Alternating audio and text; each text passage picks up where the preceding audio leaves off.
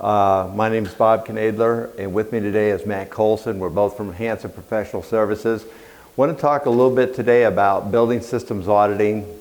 A lot of people would think, energy auditing, but we're going to talk a little bit about what we see as sort of an evolution, or how it's been changed, at least with some of our clients and what they've been asking us to do over time.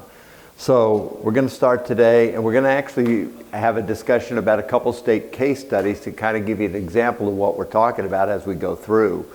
So again, conventionally when people think about auditing of buildings, they think more in the sense of energy. They think more of, okay, how are we going to save energy? How are we going to save costs, etc. And what we're saying is we're seeing what we call an evolution of that. Okay, and by evolution I mean an expansion of that to a more holistic, a more comprehensive review of these buildings. And part of that's driven by the customer, the client, who's looking for other priorities, other goals that relate to sustainability, resiliency, indoor environmental quality, things that in some ways can relate to energy savings, but other priorities as well. So I want to start out talking a little bit about history of energy audits, and I've thrown up here a slide. I remember, and this kind of dates me, but I got involved in energy audits back in the 1970s, 1980s, when they started to gain a little bit of traction. There was an interest in them. There was no real standard. A lot of the funding came from states, utility companies. People used their own templates, or they were given templates by whatever the program was at the time. But many engineers might have adopted what ASHRAE had as a guideline. And you see the cover here, it's the old green book. And that was a guideline that they used for commercial building energy audits. And that's where they first came up with that three-level concept of a preliminary energy audit, which was kind of the rudimentary, the first pass-through, a standard energy audit, which was what you thought was the standard or more rigorous type of review, and then you had that level 3 or investment grade audit. And again, the focus at that time for these audits was savings, energy savings, either in consumption or demand, or and conversely, dollar savings. If you could save energy, you can save costs, and that's what they were focused on. That's how they were set up. However, at the time, a lot of those audits never went to implementation. If the owners had other priorities, a lot of times the audits were paid for, but they never went forward with that. So that was a lot of times in the early 70s until about the mid 70s. That was really prior to any energy codes or stringent energy codes. When you think about energy codes, you think about 90.1. 90.1 from ASHRAE is really the benchmark. Most states' energy codes are based upon that. 90.1 was first published in 1975, okay? And the first revision to that was in 1980. After that, it's gone through really an update every 3 years, and those are to really make it a little bit more rigorous. They've tightened it up all the way through. The scope for those early audits was pretty easy to define because, again, it was focused on building systems, whether it was that were using energy, HVAC, lighting, so on and so forth. And so that was really the focus. The analysis for most of the measures that you identified, okay, were basically based on payback, either simple payback, return on investment. That's what they looked at the time. And usually the ranking of the measures, if somebody was asking you which one should I do first, that ranking was again pretty much based upon that economic analysis. So kind of go forward a ways, and now you've got a standard, and that standard was developed over several years. The ASHRAE recognized that a standard was really necessary. Let's come up with a formal way to define scope and to define a little bit of the process and the reporting requirements. And that's why, and you see the picture here on the screen of the standard for commercial building energy audits 2/11/2018. It still maintains that 3-level concept of preliminary, standard, and then that investment grade, the more rigorous one.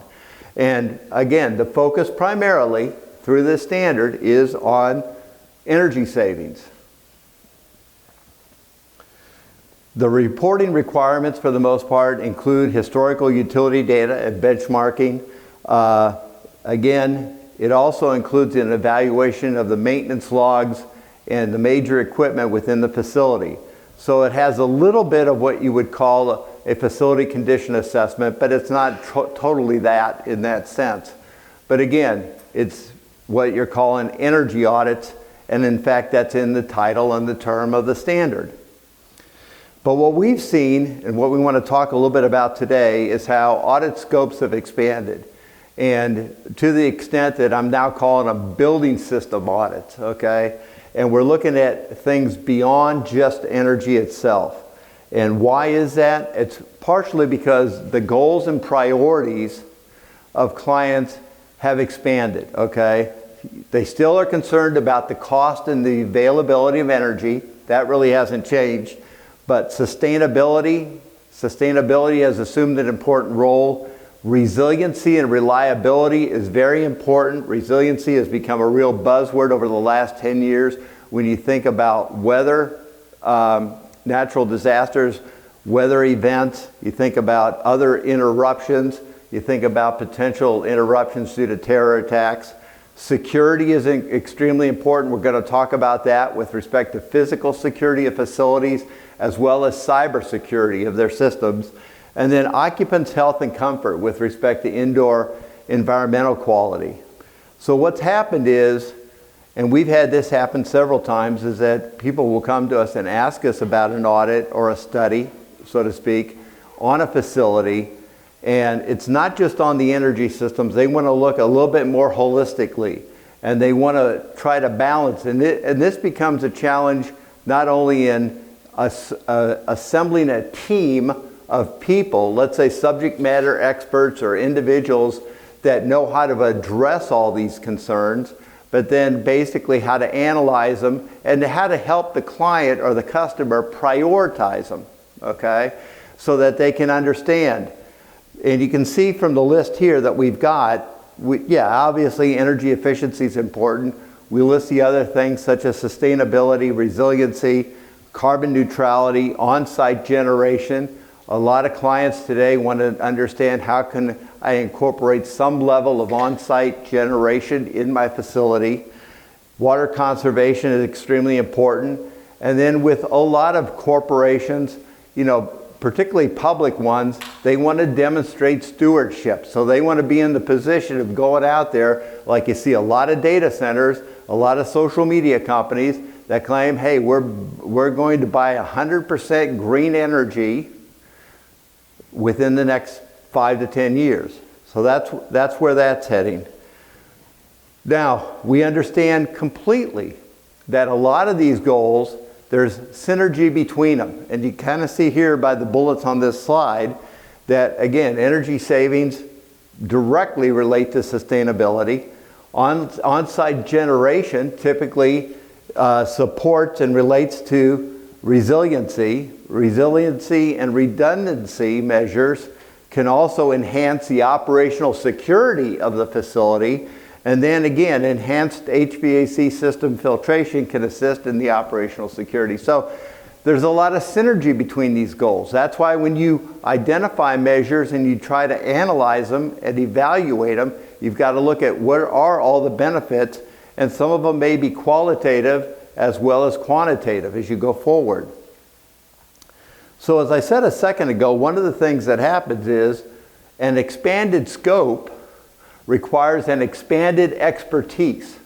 You typically have to have a team. It's not typically going to be a single individual auditor or individual person that's going to go out and take a look at this.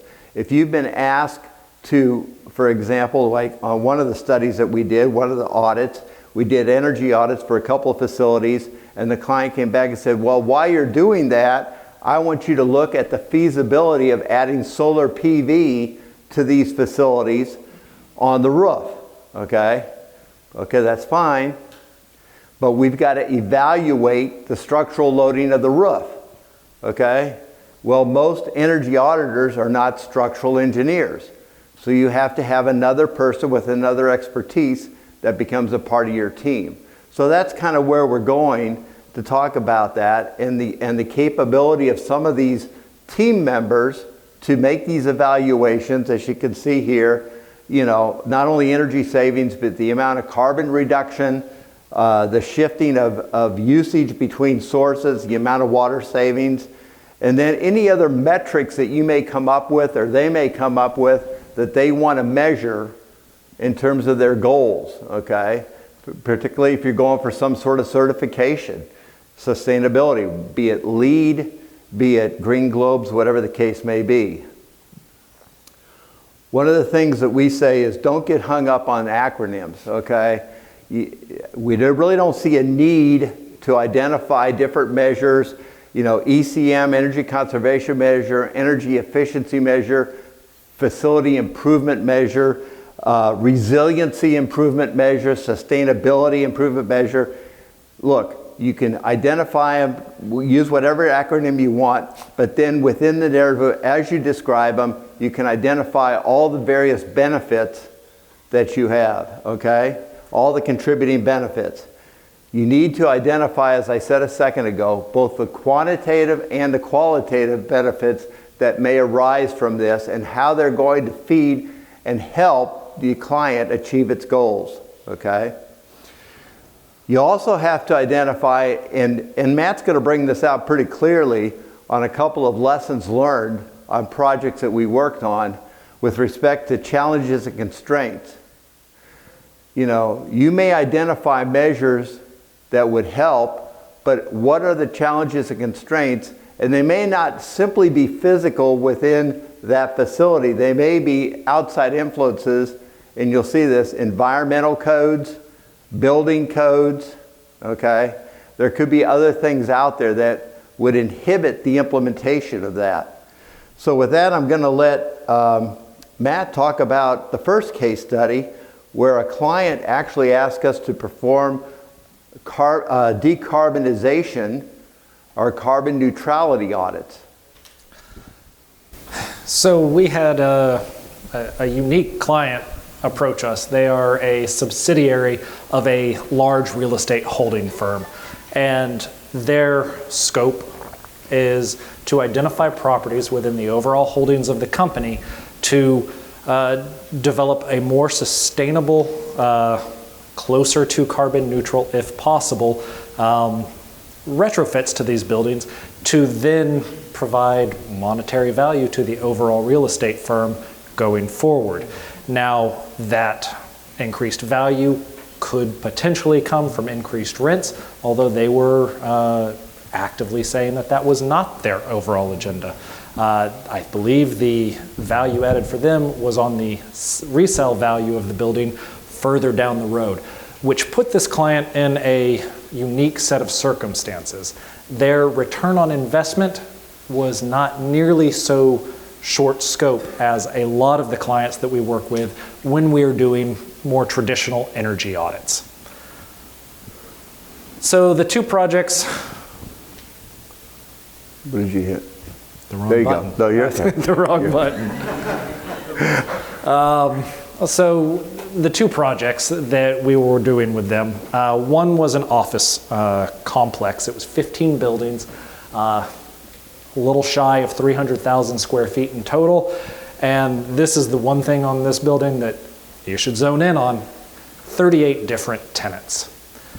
Each one of these tenants had a unique lease agreement, and we're going to come back to that in lessons learned. Traditional building, built in the 1980s. A lot of envelope work that could be done to this building. And all of this comes into that initial assessment of, okay, we need to collect the building data. We need your utility data. We need to know who the tenants are in this space. What do they do?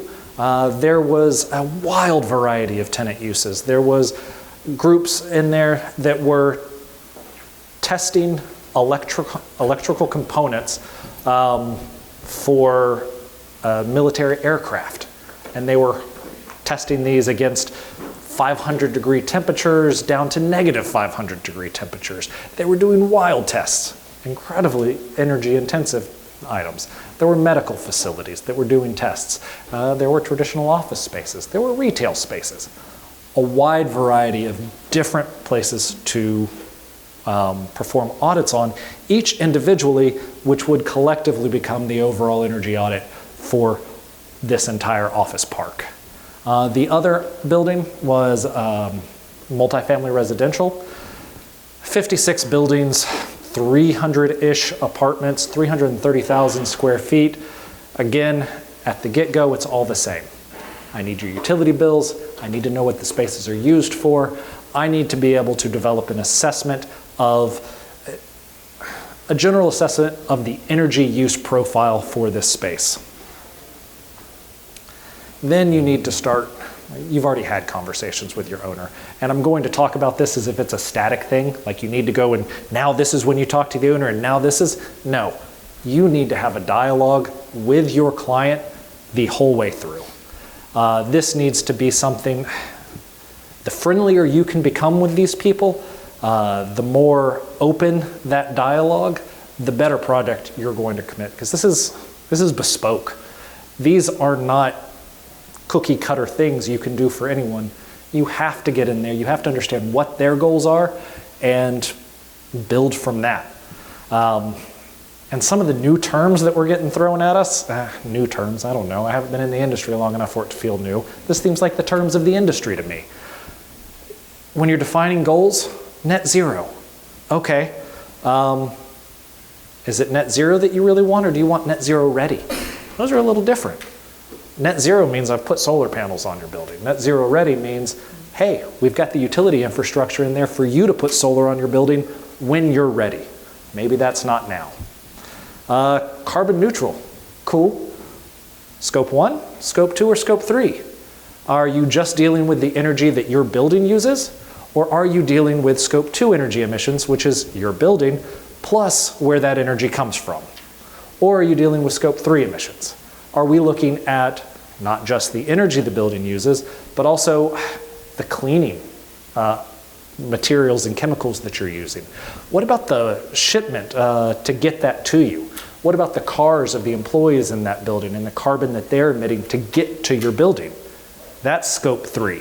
Scope 3 starts to get really hard to define, but there is some legislation going through that is going to make this a fact of life for all of us. It's just starting with the big companies that have the leverage to push back on their suppliers. And then you get into items like climate positive. This is, in my opinion, at about the same place that LEED was or WELL was back in the late 90s. This is new. This is not terribly well defined. The idea behind it is your building and the area around it is not only neutral to the environment, but actually a positive influence on the local environment. That includes landscaping, that includes managing your water runoff, that includes producing more energy than you're consuming. This is something that I think is going to be defined and is in the pipeline. I don't know which one of the current groups is going to be the lead, which one of these elective paths, prescriptive paths that can be followed is going to be chosen, but I think one of them is going to win. And keeping your eye on that is going to play a role in your future discussions with your future clients. You've had this conversation. You know what your client wants. We understand what our client wants in this case. So now we start looking at potential retrofit measures. The buildings, the office spaces in the 80s had a lot of weatherization that needed to be done. Increased insulation, closing off big, huge gaping holes in the exterior in some cases. We analyze solar. I work in Florida most of the time. I think of solar as just something I add into an energy audit. I don't necessarily, a lot of the times I will add in the caveat that, hey, you need to do an assessment of the building envelope to make sure that you can support this, but here's your roof space, here's how much energy you could produce. It's quick, it's easy. Of course, I'm going to tell you that. In this case, we had a client well educated. This guy knows what he's about. He understands how to make this work and has made this work in numerous other locations and has proven his business case to his employer. And he came to us having seen geothermal work. In his mind, it was a foregone conclusion. Geothermal is a payback. I want that payback. Welcome to Florida. Sandy soils, we do not retain heat. We did the assessment for him per his request. The heating loads are so intensive relative to the cooling loads are so large relative to the heating loads that when you're offsetting that heat and putting it into the soil, our models indicated that you would be increasing the heat of the soil over time. And after about 6 years, your delta T is no longer viable for the soil that we analyzed at this specific location. We also, because that didn't work and because he was enthusiastic about geothermal, we also looked at an open loop system, which would have pumped that water directly into the aquifer, and we would not have run into the same problems with that. Physically, that probably would have worked. We put him in contact with the right people at the EPA and said, you can follow this up if you want to, but dumping water into the aquifer is a questionable practice at best, and we made that as clear as we could. Heat pump, water heaters, energy management solutions. This was a big focus for the office building, because how do you work with each one of those individual tenants to provide individualized solutions? How do you meter that? Do you include electric in the cost of your tenant agreement? Is that going to be part of your lease agreement going forward? Because you can recoup energy savings that way.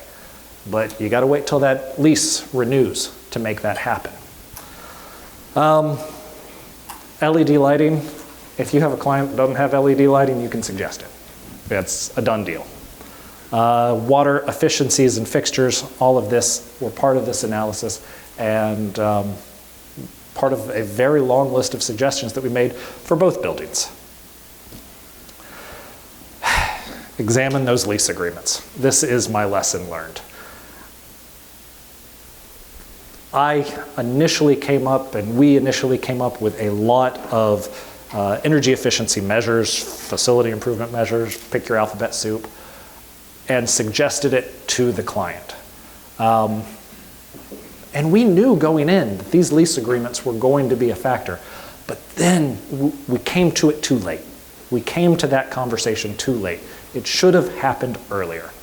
Thankfully for the multifamily residential, we had learned that lesson. So we went into that multifamily residential and we understood exactly how those lease agreements were made. We understood where our client could recoup their savings versus which savings were going to be a recoup for the renter of that multifamily residential. And we were able to divvy up where those savings are going to occur now, where it was a much murkier process and required a lot of revision on our part to get it right for the client when we were doing the initial, the office park.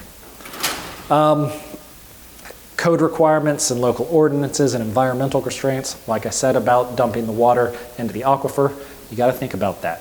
You also got to think about what are the landscaping requirements of the area you're in, because we can't clear cut all the trees and put up solar everywhere.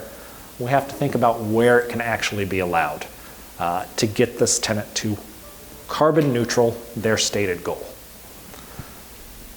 Tenant constraints also, again, where are you metering? How are you identifying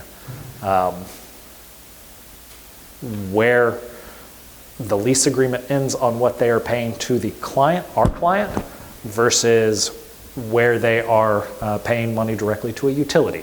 Or are you sub-metering your chilled water to them, or something to that effect?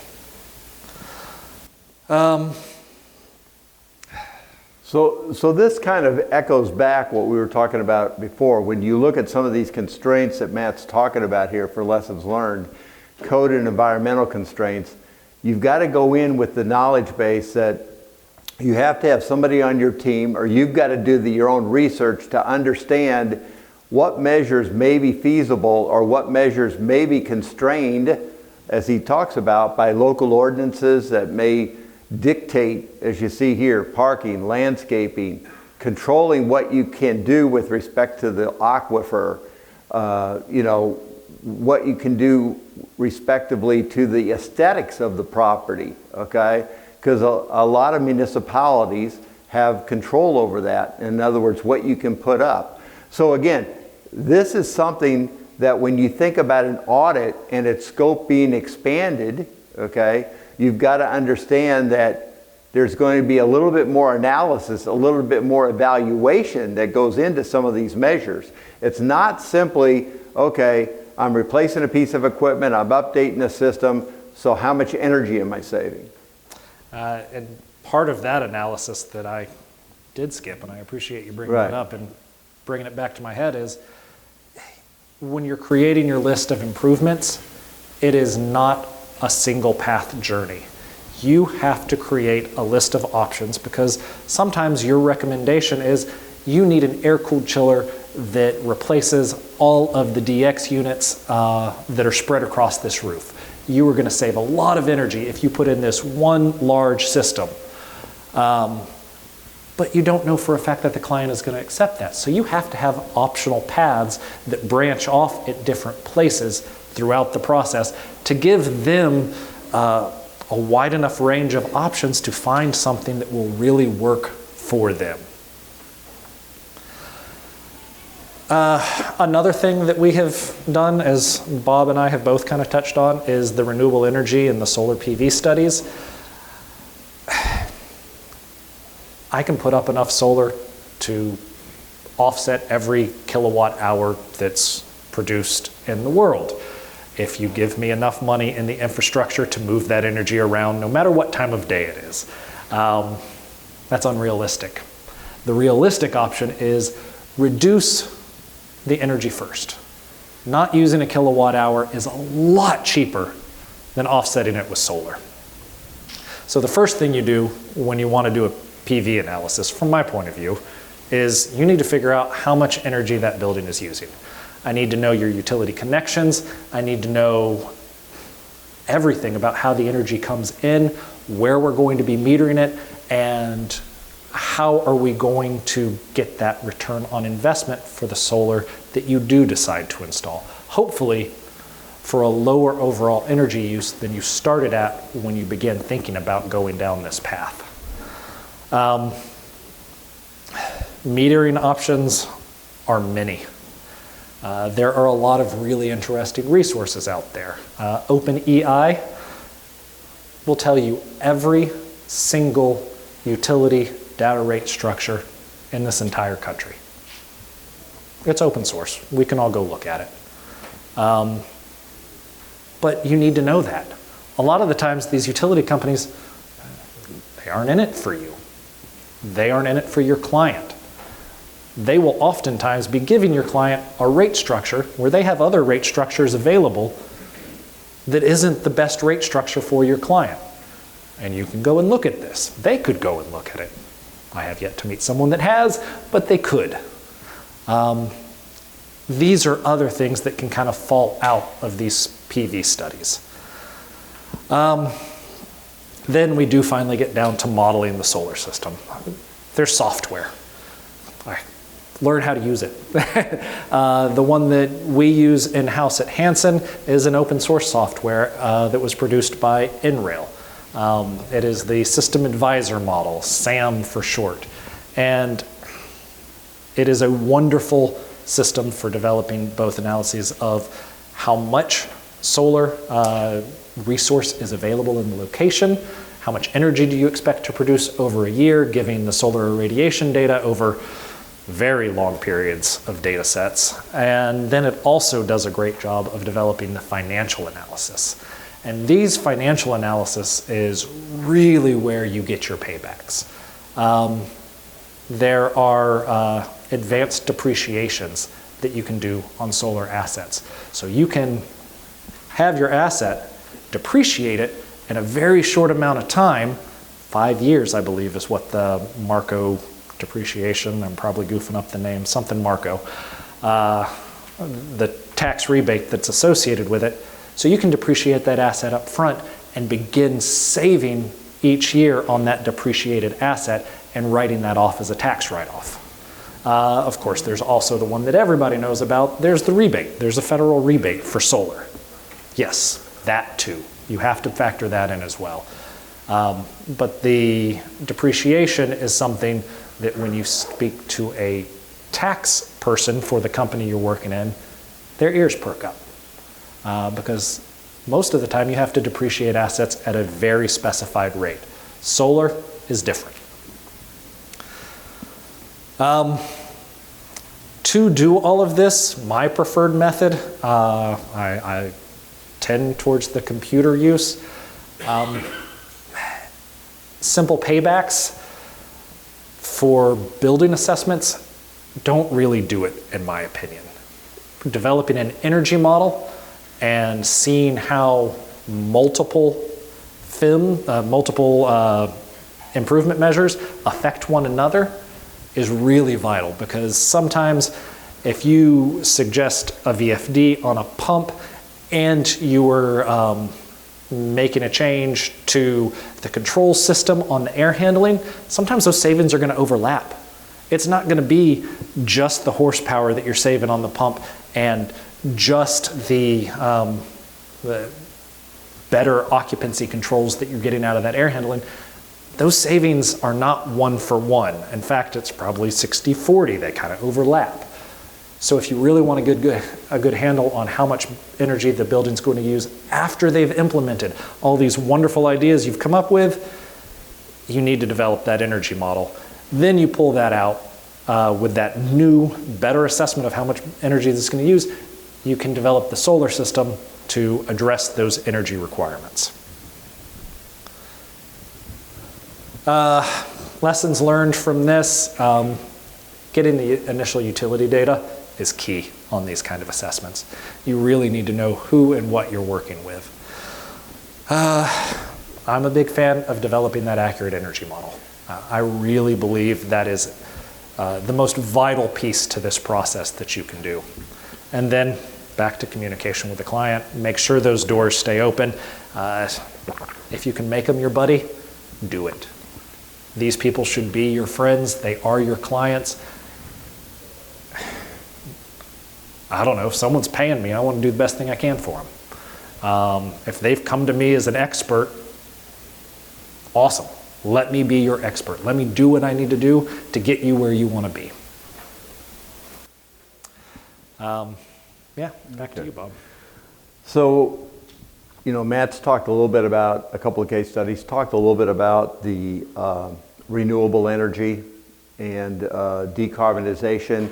And as I mentioned starting out today, you know, there's even other aspects, and one of those is resiliency, in terms of resiliency. And this has really become a hot topic over the last 10 years.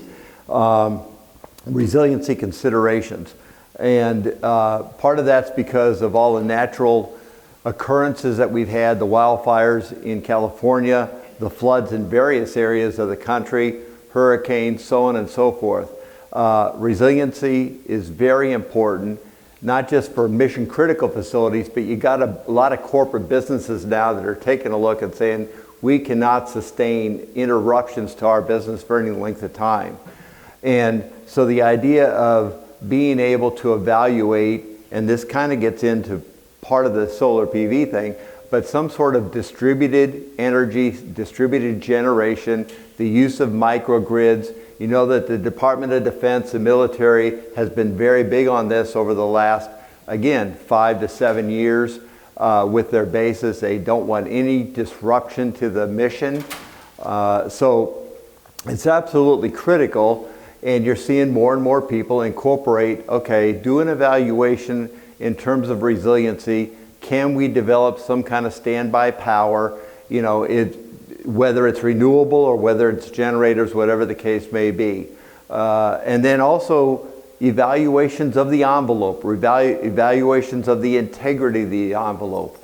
You even see resiliency evaluations with respect to if a facility went down, if we lost power, can, in a passive sense, it still be occupied for some period of time if there was some other threat that was out there. So this is another consideration that some clients, some customers ask for. Talk to me about resiliency, okay? Again, it's no longer limited to mission critical facilities. And everybody always thinks about data centers, they think about hospitals, they think about, you know, first responders, fire stations, police stations, etc. Yeah, those are important, and a lot of those are equipped with some kind of a standby power system. But we're starting to see it expanded beyond that, you know, corporate entities. And the other thing that's really come up in what I'd call the last 3 years is a look at what they call community resiliency, where a group may get together, it may be at a municipal level, even maybe a little smaller, developing a microgrid that will serve a group of buildings, a group of facilities in a standby mode, okay? And then of course everybody knows about the advancements in batteries, the ability for energy storage, which is starting to come up on the horizon. Again, there's a lot of checklists out there with respect to resiliency and evaluating buildings for that. A lot of these metrics were separated for a while, but if you take a look at the latest versions of LEED and some of these sustainability certifications, they incorporate credits for resiliency. The other thing I mentioned earlier was security considerations, okay, and how important those are, both physical and cyber. So again, you look at an audit on a building systems with respect to physical security. Again, there's concern in some areas for owners of buildings and facilities that may be threatened by riots, threatened by some sort of terror attacks. You know that the government, particularly the federal government at different levels, they have strict criteria in developing new facilities, okay?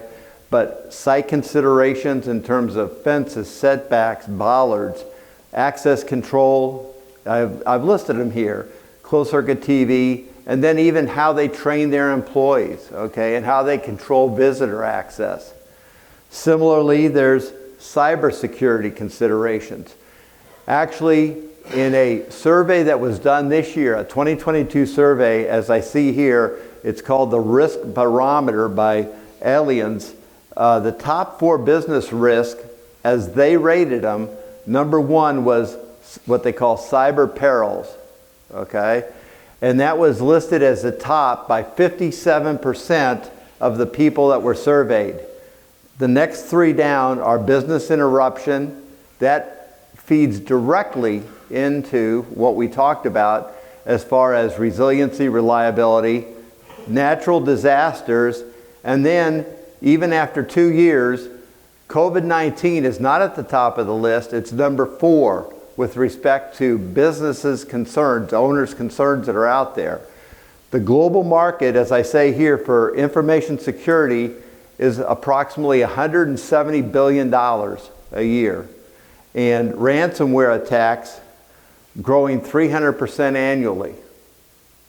And in fact, I've had a conversation with another gentleman at this thing who told me his firm had a ransomware attack, and they just replaced 400 hard drives in all their employees' computers, okay?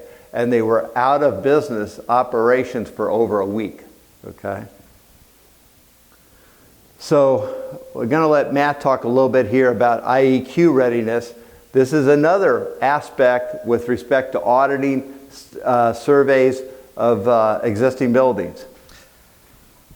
We've done several of these in the past year and a half.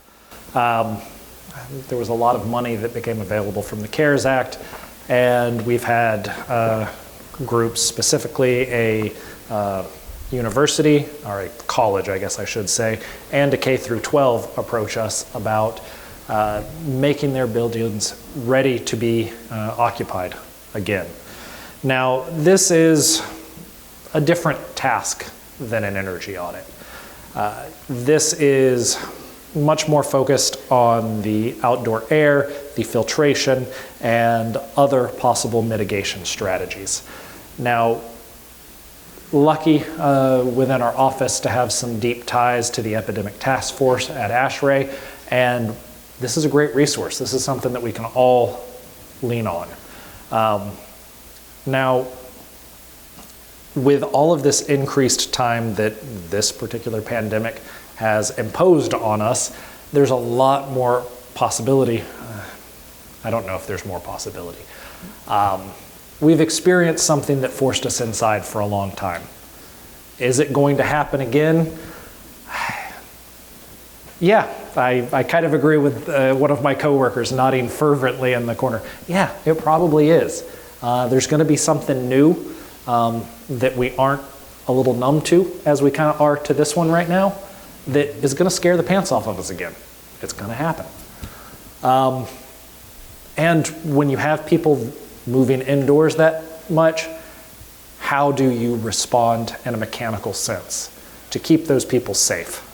Energy is a big part of my life. I like sustainability, I like efficiency, but if it's the choice between that and keeping someone healthy, that's a no-brainer. So we lean back on these ASHRAE efforts and recommendations. Now, the Epidemic Task Force, some generalized things that they recommend, MERV 13 filters. You're going to want to look at adding UV lights into your system to deactivate the viral load in the building. You can look at adding HEPA filtrations to the actual space, and you want to make sure that you're putting them up 4 feet high so it's in the breathing zone. Things like this are in the ASHRAE's Epidemic Task Force recommendations. And this is something you can get online and take a look at. If you take a look at these slides and you zoom in really, really close down at the very bottom there, there's a link to it. Or you can just Google it. Now, when we're actually doing these readiness studies, like I said, we assess the outdoor air. Found some really interesting adjustments made aftermarket to outdoor air intakes. Apparently, it's hard to manage temperatures in some of these buildings when you have any outdoor at all, so they just put metal plates over the outdoor air intakes. But hey, no more cold calls. Making sure that the right-sized filter will even fit in this, making sure that the fan power requirements, the differential pressure isn't increased too much across these new filters so that the existing fans will work in that system, looking at the exhaust air systems and making sure that those are capable of keeping up with your new recommendations. These are all part of this analysis process. Identifying potential UV or in-room HEPA filtration. Knowing that, hey, good rule of thumb is that 500 feet per minute is the typical airflow through one of these air handling units. Knowing that you need 2 feet of space for a UV system, and you need about 1/4 of a second of that light acting on a given volume of air to deactivate these particles. All these things play into when you're looking at this system, what recommendations are you going to make for your client and their ability to open this space back up and feel confident that the people, in our case, the students that they're inviting back in are going to be healthy in this learning environment. And then, of course, one thing that I'm especially excited about and did a presentation on back at an ASHRAE conference, advanced indoor air quality controls. We can start looking at more advanced control systems. You are going to be pulling in way more outside air with these measures. And that puts us into an interesting position for thinking about new innovations on demand control ventilation. And how can I incorporate these higher outdoor air rates and still make sure that any spaces that have more or less occupants are getting the proper amount of air. And again, ASHRAE comes to the rescue. They have I'm looking for the name. They've got a spreadsheet for this. And it, I do not like the way that my notes came out through this.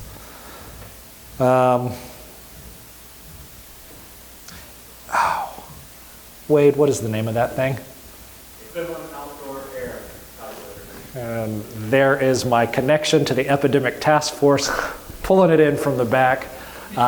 Equivalent outdoor air rate. So this is analyzing what your occupancy load is, developing the math so that you can assess this, and it is math heavy. It's the kind of math I had to do in school, which was never a lot of fun. But thankfully someone's done it, someone's put it into a spreadsheet. Now we can start pulling that out and addressing it in our building control systems. And if you start connecting this up to ppm sensors or even your CO2 sensors, you can really gauge what the occupancy is and how much outdoor air do you need to bring in to minimize the energy use, as well as providing the safety requirements that you would want for your children in a school. And now we get into bringing the team together, and Bob, you bring us together. Okay, so we're going to wrap this up, but I think what we want to talk about is the fact that what we're trying to show here today is this evolution of audits, whether you want to call some of them surveys or studies, feasibility studies, whatever the case may be.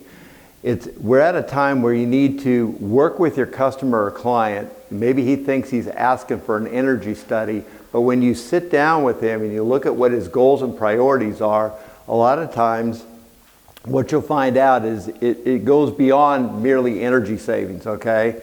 And in regards to that, it may take the assembling of a team. Like I talked a little bit earlier about, maybe you need a structural engineer. Maybe you need somebody that's got a really good handle on environmental codes or wherever you're working. But, you know, what are their goals? What are their priorities? And if you identify different measures that are in different buckets, how do those relate? What's their weighting in terms of the overall priorities? Okay? What is their budget? Okay? Not only to do your study or audit, but ultimately to implement any of the measures that you come up with. You want to include, and actually Matt came up with this, you want to include intermediate meetings, because that's really important on something that is as complex as some of these audits were. You need to have periodic meetings. You may go so far, identify a certain group of measures, and also their associated constraints or challenges in implementation, and you may want to talk to him before you spend any more effort going down the path of doing any further analysis or evaluation. And then what are the related effects? If you identify a measure that actually has multiple benefits, not only does it save energy, it may increase resiliency, some of the things we talked about, it may lead to decarbonization, be able to identify that and show all the benefits with respect to that. And you need to be able to present that in a clear manner. It may be a spreadsheet, maybe some sort of a graph. You may be able to show that so that they clearly understand it. And then, most importantly, as I tell the people that are in my energy management class, is how are you going to measure it and manage it if it is implemented? How are you going to assess it? It's that old M&V. Again, assembling the team with whatever the required expertise is. You may have to have a team now that includes people, as you see in the second bullet here, energy managers, people that do the auditing, maybe energy modelers. Matt talked a little bit about creating the model, system engineers, commissioning specialists, tab technicians, utility consultants, security consultants, environmental consultants. Depending upon what the scope is, it may take a team of several individuals working together. Again, a knowledge of local codes and ordinances is absolutely critical. So I think that's one of the things you need to take a look at. So we wanted to allow a little time for questions. So if anybody has any questions, now's the time. And I do know that we're 10 minutes from the end of the day for you guys. So. Should be a microphone. We can start it without the mic. Okay. We could probably, go ahead. Talk loud. The audits you're doing with consideration to carbon footprint, I mean, a lot of negatives to the pandemic, but probably one of the things is that it's probably reduced carbon footprint because of fewer staffing, fewer people driving to the facility. Did you figure that, even though it's a temporary effect, it is a real effect that's happening now? So I was just wondering, did you put that into the figuring for the study or the building audit, or is it something like you said, two different paths? Like, here's how it looks during the pandemic, here's how it'll look after the pandemic. That second one's a little bit closer to the fact. The way I've treated it in most of my analyses is along the lines of anomaly. This year is weird. This year is not the year I want to take as the normal year of your office work. And I've gone to great lengths to get data sets that go significantly back farther than that. But yeah. Yeah, we've actually, I've talked to a couple other engineers that are in the energy profession, and really the last 2 years, if you're talking about commercial office buildings, a lot of them which were not occupied, the last 2 years of energy data are really anomalies. So you need to get 5 years. You need to really go back 2019, 2018, and 2017, because the last 2 years are going to really skew you for those types of properties, okay? And so that, I think that's really important. And if you look at the overall data set of energy use, as a nation, we have come back to our pre-pandemic levels of energy use. It's done, we're back. Like we're not at reduced energy uses anymore. Right, there was a dip in the overall energy use within the United States particularly in 2020 and then into 2021. By the end of 2021, it came back up, and we're back, as Matt says, we're back up to those levels that we were prior to that. So we've basically gone through that dip and come out the other side. But you know, one of the comments that Matt made talking about occupancy is the fact that there's actually data out there that shows during the lockdown periods, there were people that were spending 90% of their time indoors, okay? And that's a huge percentage, okay? And that's why this whole indoor environmental quality thing is so important. So, does anybody have any other questions? Oh, down there, yes. So, could you please share some of your experiences how you're trying to benchmark or analyze the carbon neutrality that you talked about in one of the slides in scope 2 and 3 specifically? Scope 2 we have dealt with much more extensively. I have not worked with anyone that is looking to do scope 3, offset scope 3 emissions yet. I believe it's in the works, but I haven't had the opportunity to do that work yet. As far as scope 2 goes, the data sets are available to know where the energy is coming from for a given building. Finding out, if you know the utility, you can find out specifically for that whole utility how much carbon per watt they are producing for that utility. That is available data. You can dig deeper than that and get a slightly more accurate analysis of not only what the average across the entire utility is in that region. You can also begin to say, no, most of my power is coming from this specific plant. And then you know, is it a natural gas plant? Is it a coal plant? Do they have solar fields? What's the makeup distribution of their generation that's feeding this place? You can do deep dives on that. That can be It depends on the analysis and what the client wants. A lot of the times I view that as a rabbit hole that can really take up a lot of time when you can get, for this region, this relatively small county or group of cities that is provided, that has a utility providing energy for them, you can find that as a pretty open and available data set. OpenEI is going to lead you, if you follow that track through OpenEI, you can get to those numbers relatively easily. Thank you. Okay. Thank you, everybody. Appreciate your time today. Thank you.